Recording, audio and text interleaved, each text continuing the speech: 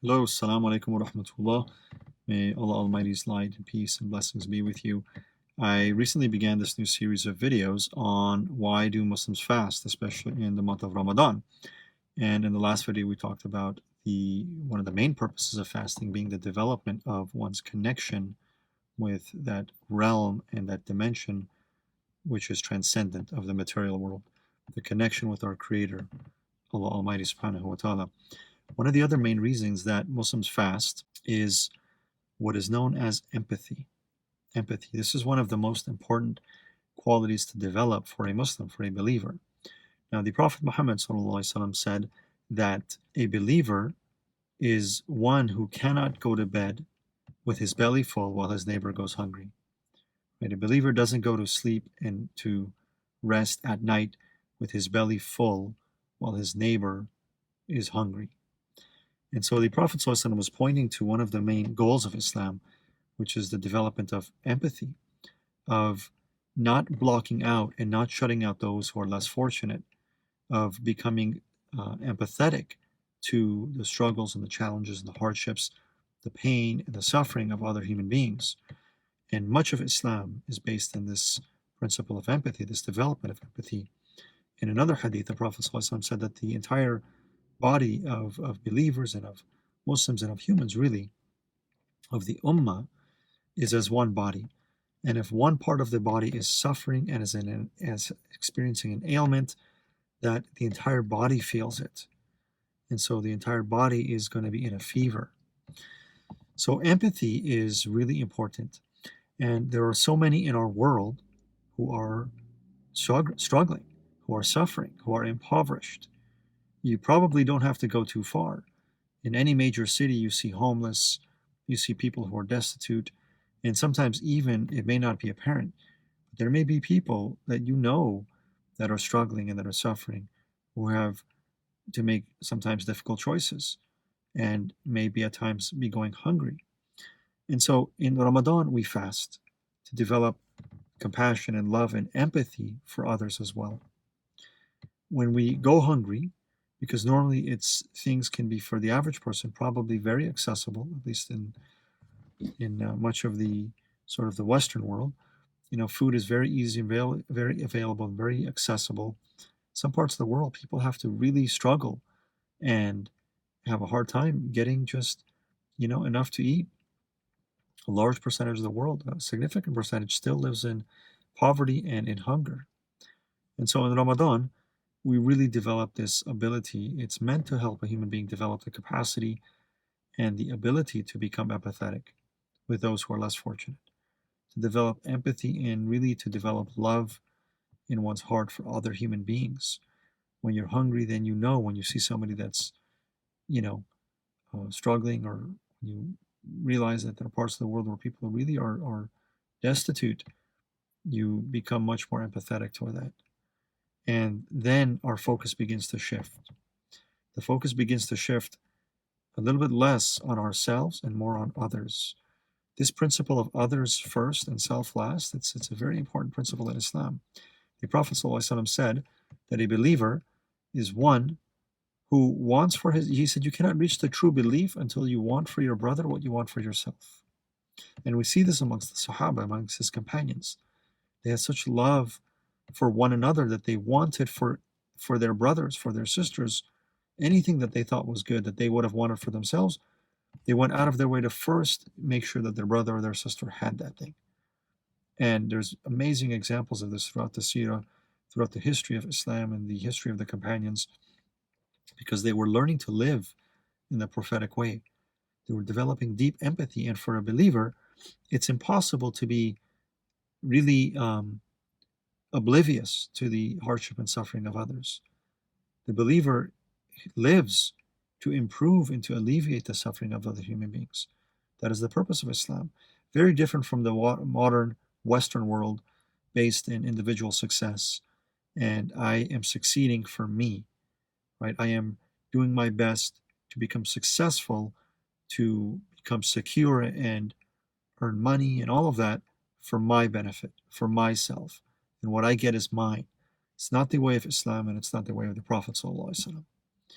In fact, there's a hadith in which the Prophet ﷺ said that there is not a extremely wealthy man, a wealthy and a rich person, who has not taken a share from the poor.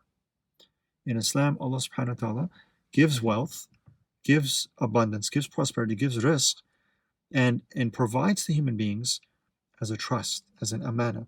So if a human being is given a lot of wealth in Islam, that is a trust to be executed. All right? And if it's just used selfishly, one will have to answer for that on the Day of Judgment. How did you go to sleep at nights with homes and cars and endless amounts of resources while so many people in the world were going hungry? So many people didn't have the most basic necessities of their lives. And I'll be honest, financial trouble, financial problems, financial impoverishment and destitution and poverty is one of the greatest sources of failure on every level in a human being's life, in their health, in their relationships, and in their marriage, in their family life. Financial impoverishment places such a burden on a human being that it reduces the human being's consciousness to that lowest level of consciousness, which is just survival, where higher thought is not even possible, where real spiritual development and growth becomes almost impossible because you're just at the level of survival, especially if you have children and if you've got responsibilities and those who are, dependent upon you, right? If one is going through extreme financial poverty and hardship, everything else suffers.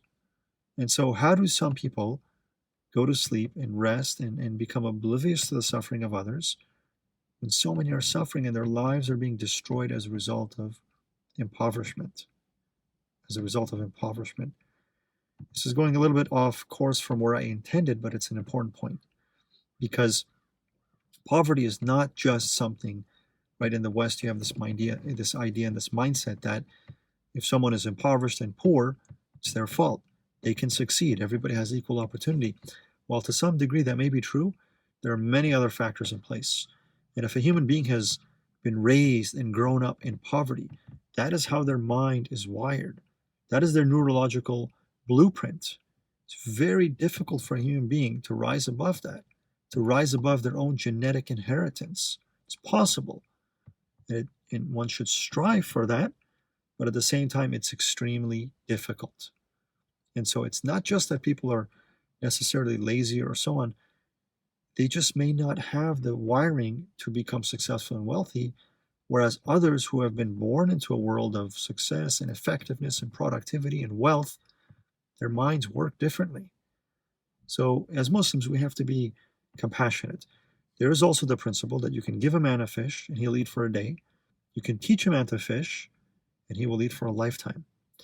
So the other aspect of this is that it's not sufficient just to give someone charity. Yes, that is a blessed thing to do. But the real charity is knowledge.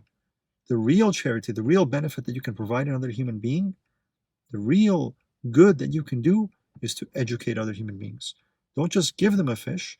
If they're starving, yes, give them a fish. But at the same time, teach them how to fish. Educate them. If you are successful, if you are effective, if you have been able to reach some level of comfort and success in your life, man, there are so many people out there suffering. Help them. And help them by teaching them, by spending some time with them.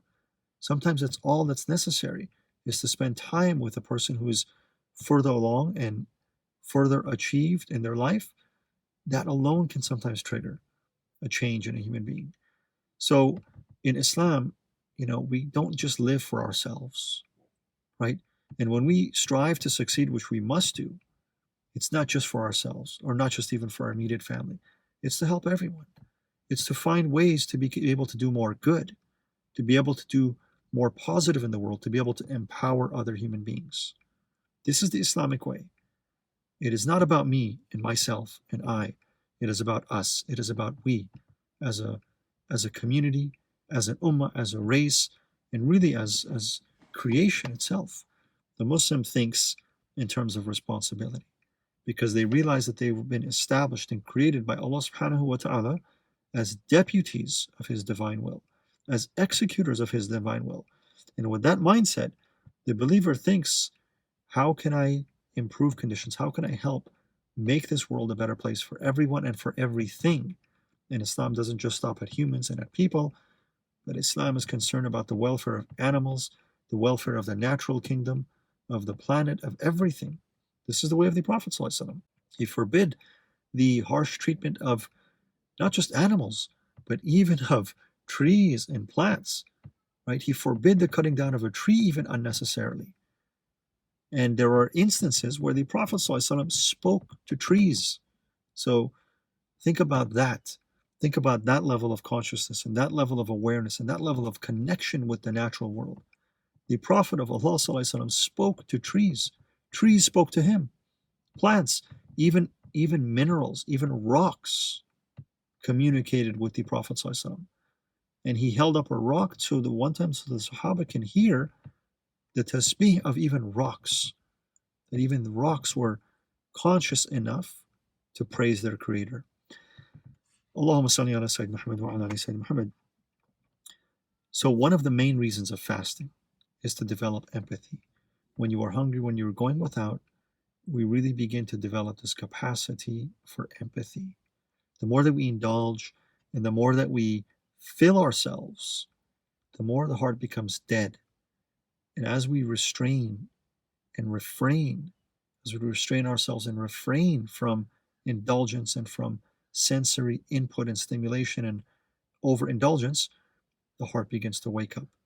And one of the fundamental qualities and capacity of the heart is for love and for empathy. Through fasting, you will naturally become a more empathetic human being. And empathy is key. It's the key to love, to be less self-centered and more aware of and connected to everything and everyone around us. This is Al-Islam. This is the purpose of Tawheed and of the principle of oneness in Islam, to be able to transcend separation and difference, to transcend these things which separate us consciously in our level of consciousness, and to realize that we live in an ocean of oneness and that all lives are our own, and to not be blind, selfish, trapped in ego-based consciousness, but rather to develop that capacity for compassion, for love, and for empathy, which is the path to Allah subhanahu wa ta'ala. You can pray from morning till night, you can fast, you can do everything, but if it's done unconsciously, without reality and without sincerity, and it's not going to do anything. You won't get any closer to Allah by lacking compassion in one's heart. Allah subhanahu wa ta'ala is Ar-Rahman. This is the most important attributes of Allah, Ar-Rahman wa Rahim, the compassionate, the merciful. The only way we can get closer to Allah is by developing these attributes, by cultivating these qualities in our own hearts, in our own beings. Love, mercy, empathy, compassion. May Allah bless you in this holy month of Ramadan and cause this month to be a month of awakening and of light for you and for your loved ones, for our community, for this world, inshallah. May Allah bring us back on course to the prophetic path of excellence, that prophetic path of beauty and light, because this world is going completely off the rails. And every day, some new crazy and insane thing comes up, and people are completely in ghafla, completely in heedlessness of Allah subhanahu wa ta'ala, of their Lord, their Creator. Every breath is being given to humanity. So every human being is being given breath moment by moment by Allah, and people are transgressing completely against the will of Allah, the guidance of Allah, the religion of Allah subhanahu wa ta'ala. And it's arrogance and it's ego and it's dangerous, because Allah's subhanAllah in this age, as-sabur is completely manifest. But even sabr has a limit. At some point, Allah subhanahu wa ta'ala will say enough. This is the limit. You've gone too far, and may Allah protect us, because then when calamity strikes to rebalance the system, it will be very heavy for humanity. And unfortunately, generally people tend to wait for calamity to recalibrate. Be amongst those who do not wait for calamity and for disaster to strike before one becomes conscious of Allah subhanahu wa ta'ala and remembers their place in the universe. We must be humble. We must be humble. May Allah bless you. Jazakallah khairun. And Inshallah ta'ala, remember us in your du'as, and may Allah bless you and your loved ones. Wassalamu alaikum wa rahmatullah.